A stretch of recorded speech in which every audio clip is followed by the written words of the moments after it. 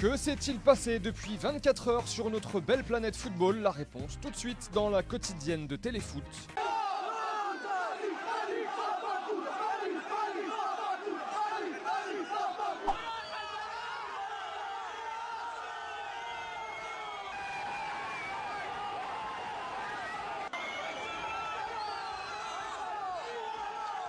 C'était l'arrivée du bus du Real hier à Naples et le moins que l'on puisse dire c'est que ça s'annonce chaud ce soir. Vous êtes les bienvenus dans la quotidienne, honneur à la Ligue des Champions.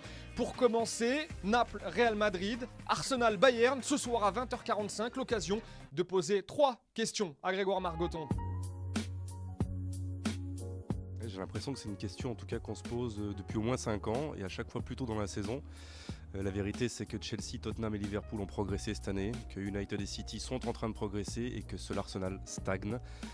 La vérité c'est que le vestiaire va pas bien, la preuve avec Alexis Sanchez encore ce week-end. Donc la question c'est pas est-ce qu'Arsenal doit se séparer d'Arsène Wenger, mais est-ce qu'Arsène Wenger doit enfin se séparer d'Arsenal après 25 ans.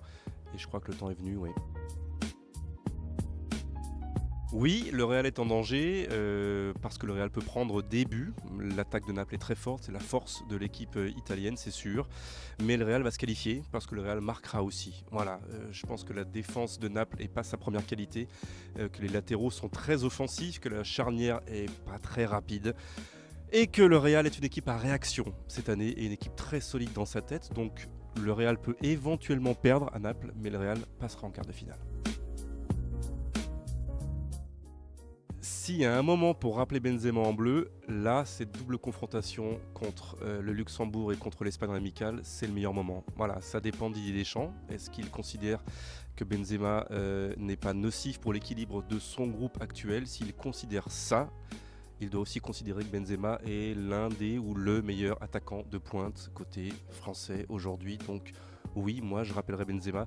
Je suis malheureusement pas sûr que Deschamps va rappeler Benzema ce coup-ci.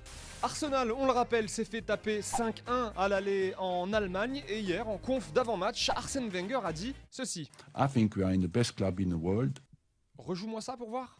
I think we are in the best club in the world. Bon, en tout cas, nous, on a adoré la réaction de Per Mertesacker quand on lui demande si les joueurs d'Arsenal sont encore derrière leur coach aujourd'hui. Is everyone behind him and do they want him to be the manager of this football club next season? Look, I think Le Real, lui, l'a emporté 3-1 à l'aller à Bernabéu, on l'a vu, ça s'annonce chaud, très chaud ce soir à San Paolo pour le retour.